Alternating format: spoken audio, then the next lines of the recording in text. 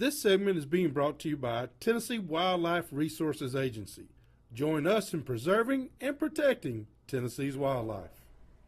All right, welcome back, and we'd like to thank those fine folks that work for Tennessee Wildlife Resources Agency. A lot of times, ladies and gentlemen, they do a thankless job, and Ed Carter is running a great ship out there as far as I'm concerned. My good friend Tim Cleveland and Bobby Wilson, all those fine folks do a great job. Got to see Al Bartoletto the other day. He came and checked me out the other day while I was on the lake. So Al's doing his job.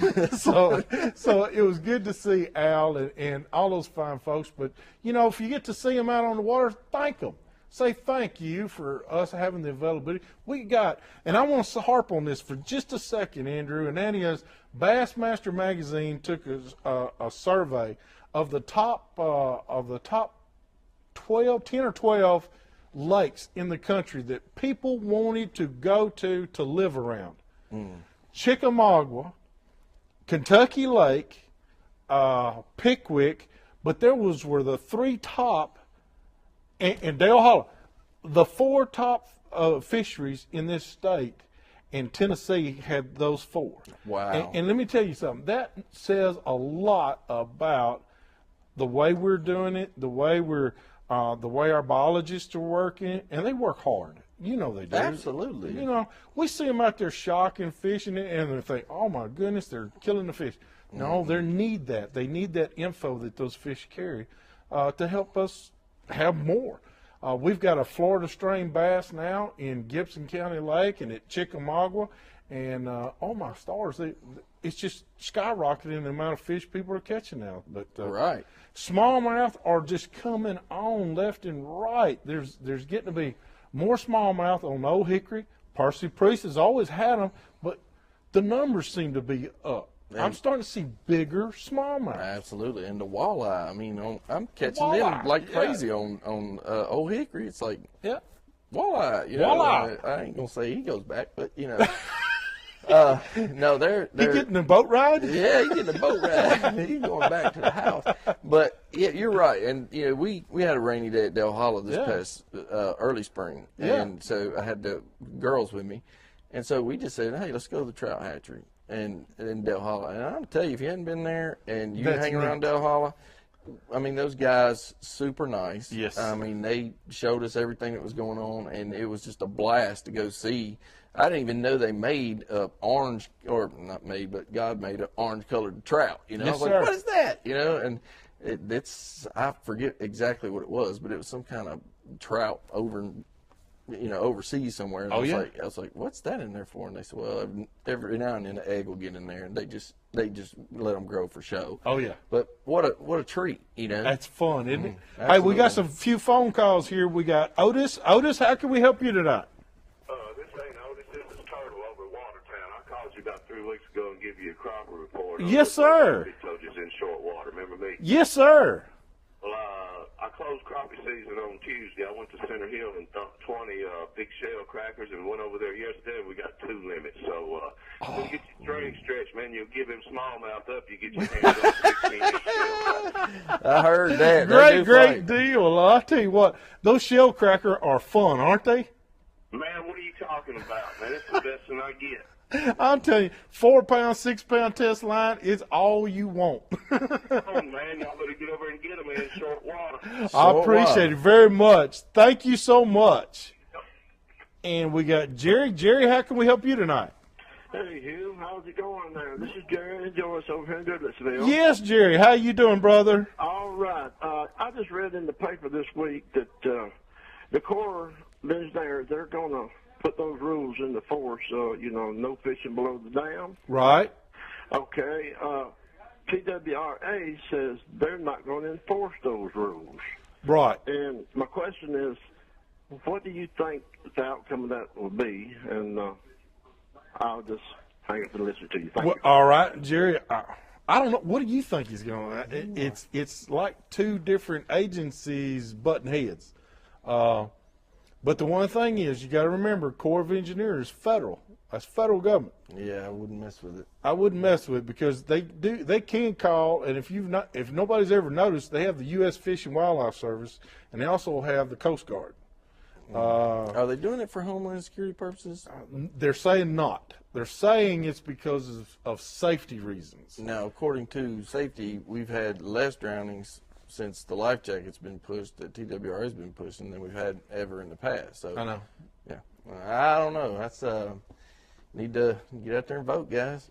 That's the way you do it. You got to do it with your votes. You're exactly right. We've voiced our opinions, and we've gotten absolutely nowhere.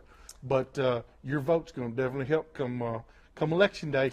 We fight for it, and the problem is, I know you got to take another caller, but, I emailed the TWRA about the fish kill, and I got an answer back, with the biologist instantly, and explained a lot to me. So, stay on those guys. They'll help you. They'll help you. And we got David. David, how can we help you tonight?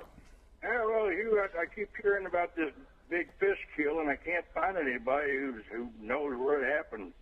And we've been up there for the past couple of years at Sunset Dock and Livingston Boat Dock. And, and nobody seems to know anything about it. Where was this big fish kill at?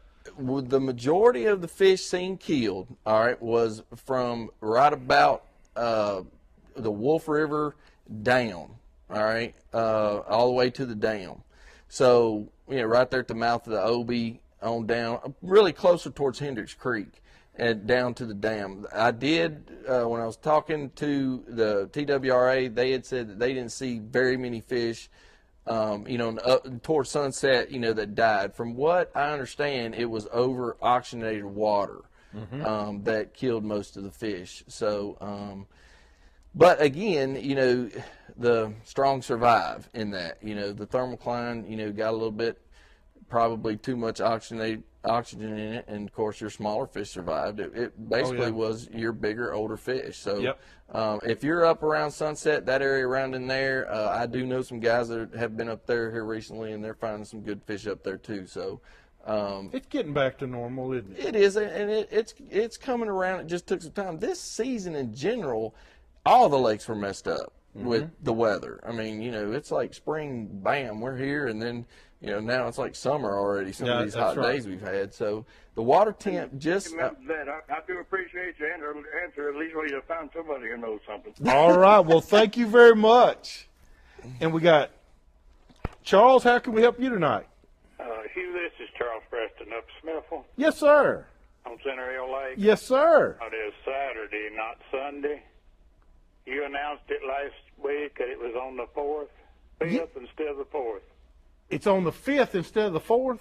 No, it's on the 4th instead of the 5th. Oh, it's on the 4th instead of the 5th. Okay, I'm sorry.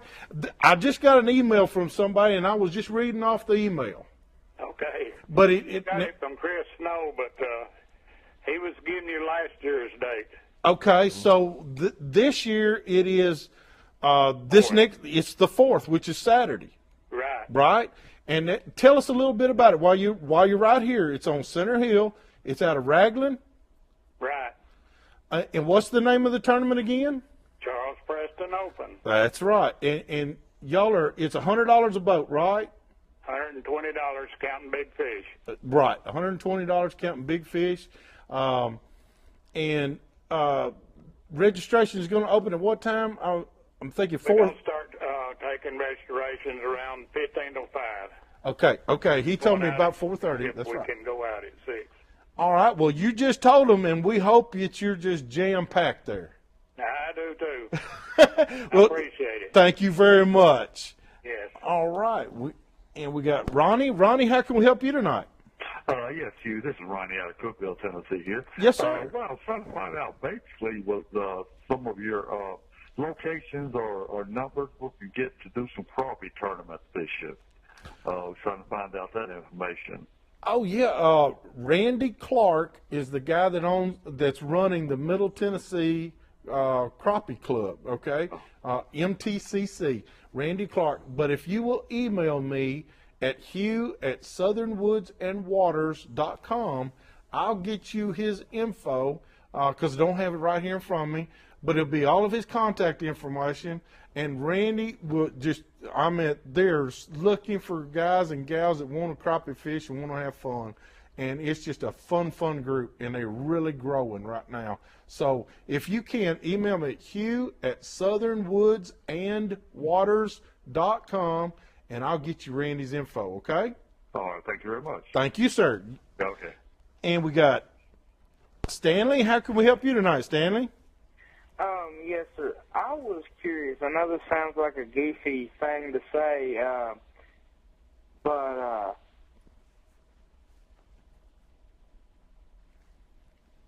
what's your question? Because I was wondering about can you crap, I was supposed to say. Oh, can you fish in like somebody else's pond legally? Is there any like limitations to that?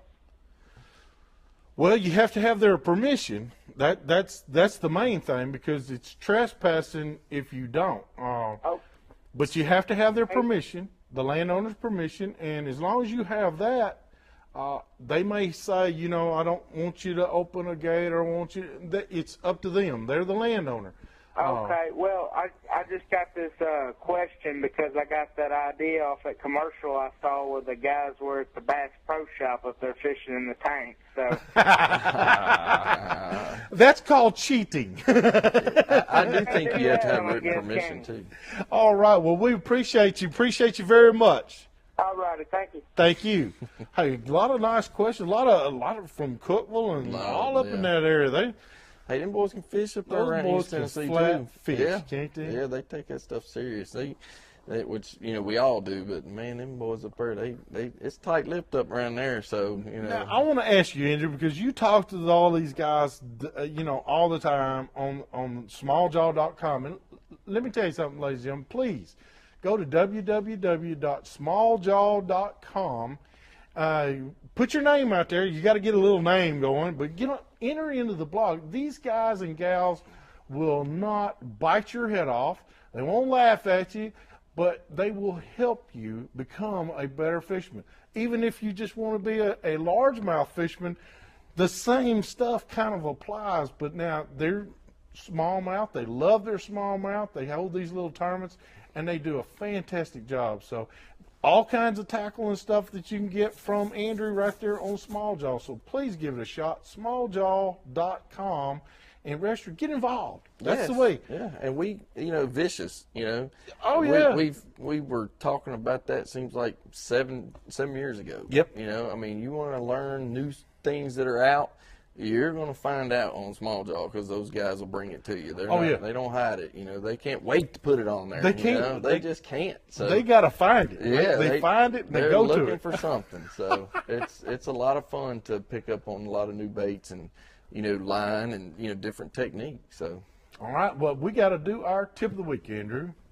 This week's tip of the week is being brought to you by Interstate Batteries of Music City, located at 3729 Highway 109 North in Lebanon, Tennessee, home of your alternative power source. All right, welcome back. And Andrew, just a little tip for smallmouth fishermen. Line is so important. Do you just use the smallest line you possibly can get away with, or how do you do it? Because I hear some of you guys talk about, I use 6-pound or I use 8-pound.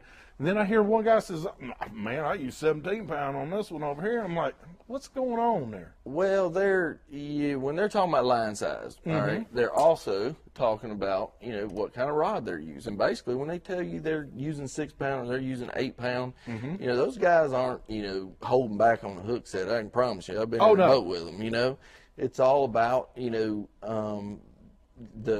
strong backbone, fast tip. Light rod, you can have a heavy rod, but all these guys, it's depending on what they've got in their hand. If they're comfortable with, driving that hook and they've got a good backbone on it, but a forgiveness in that tip so that 6-pound don't break. There's nothing better than fighting a big fish on it. I found myself, even when I go big bass fishing, with big baits, I very rarely even go over 10 pounds just because I like to, I don't like to lose a lure. That's really the main reason people are fishing, 17-pound lines, because they're throwing a $20 lure. That's right. So, they don't want to lose it. But I understand that point, but soft plastic things like that, you're going to lose them. But it's still the fish. Yeah, you want to catch fish. Yeah, and I do find myself catching more fish by slowing down finessing, especially fishing behind people. So I just enjoy it, and I'd rather sit and let that fish play me as long as he feels like playing. Now you're not sitting back here at the boat going, "You missed this one. You missed this one." Yeah, we do that sometimes. We harp on each other. Well, we call him Hoover because he's like a vacuum cleaner. He just sucks them all out of the water. Hey, we appreciate the tip of the week very, very much. Remember, your line size is important. And play with it a little bit. If you want a little bit more fight, lighten that line a little bit. You'll be a lot more considerate of it. Hey, we got to take another break. When we come back, we got a recipe for you that Joy made up for your deer that's been sitting in the freezer for a couple of months. Now you can bring that roast out, and I promise you, we got a dish for you just made for you. Hurry back to more of Southern Woods and Waters.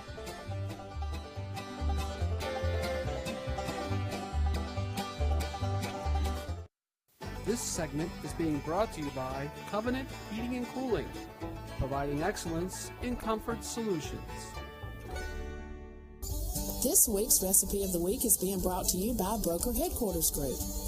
Let our team in Camo help you with all of your real estate needs.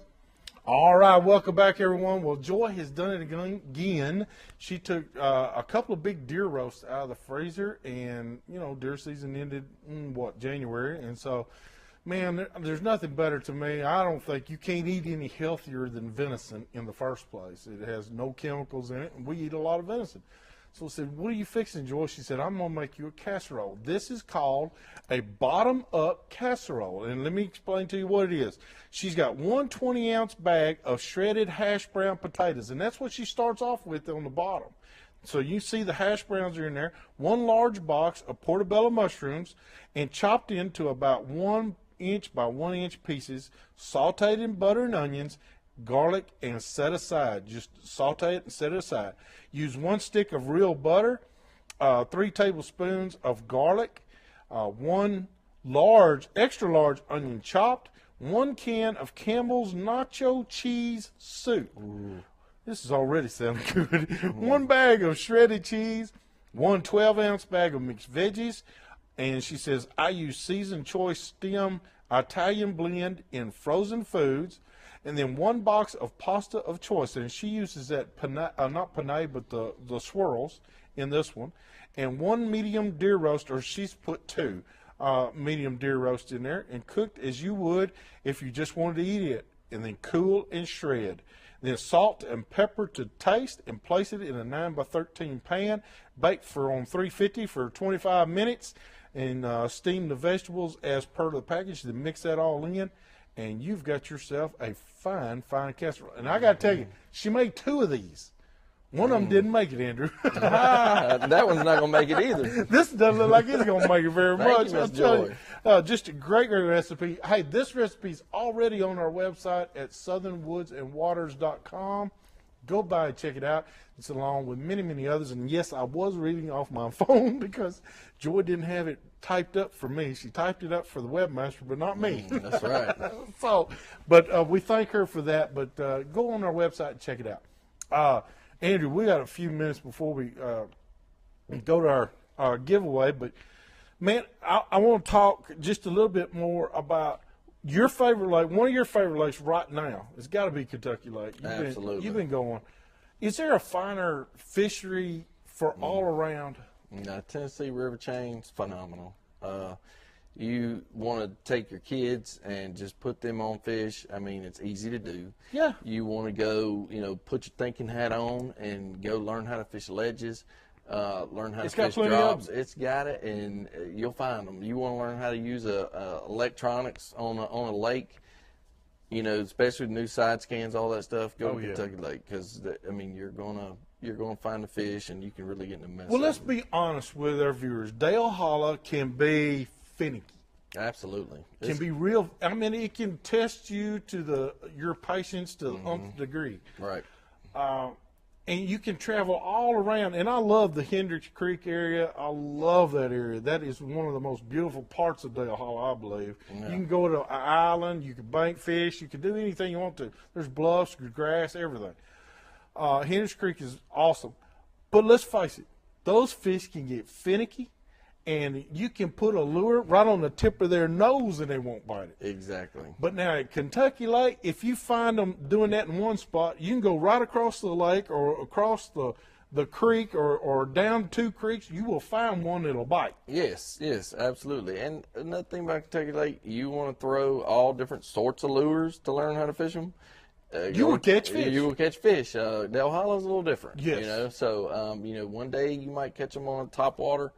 It may be next year before you catch them again on top water after that day. So, it's Dale Hollow will teach you. If you can fish Dale Hollow and you can catch fish on Dale Hollow on a regular basis, anywhere in the world. Anywhere. So, anywhere in the world. So have some fun and get on out there, to Kentucky Lake and just, watch your weather. Make sure, the wind's down, at least 10, maybe below, and just go have some fun. Beautiful camping up that way, to get away. Dale Hollow, there's nothing like it. There's nothing. Get you some of it. And bring a camera. Yes, eagles. You've got to have a camera when you go to Dale Hollow. Yeah, but, just that's my getaway right now for, just to go camping and take the kids and just have a ball because they want to catch fish. And, Drew, he doesn't like to, stick fishing 40 foot these days. So he just likes to try to cast at stuff. So, I don't blame you. Yeah, so. But I want to harp on, since we're on Dale Hollow a little bit, and let me tell you something, ladies and gentlemen. If that is truly where you want on your bucket list, you want to catch a trophy-sized smallmouth, you can't go wrong by going to Dale Hollow. No, sir. That's probably where you're going to have to go to make it happen.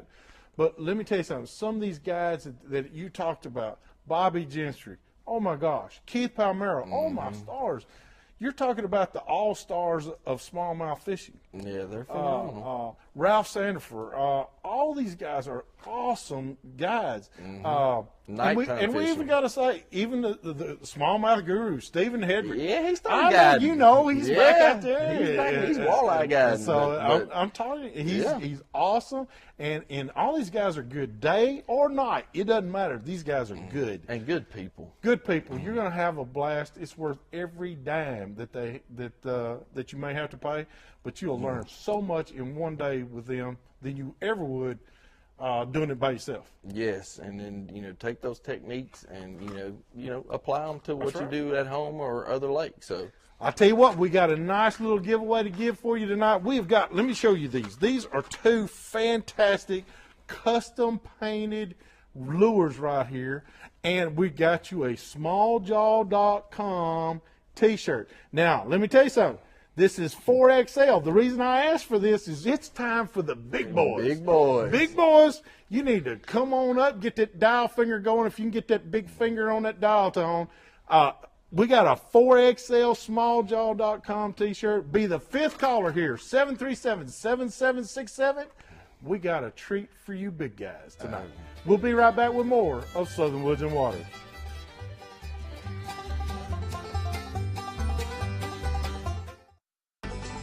This week's calendar of events is brought to you by Stand Up Chicks, where we stand up against the rest. All right, welcome back. And this week's calendar is, you heard, on this Saturday, there's going to be a good-sized tournament. It is $2,500 is guaranteed first place money down there. So it is an open tournament. It's including big fish, it's $120 a boat, and that's with 2 people in the boat. So it's going to be at Raglan Bottoms. They're going to start registration at 4:45. You get to fish Center Hill, and Center Hill ought to be on fire. Phenomenal. It ought to be great. 4th and 5th, we're going out with Music City Bass Anglers. We're all headed to Kentucky Lake, New Johnsonville.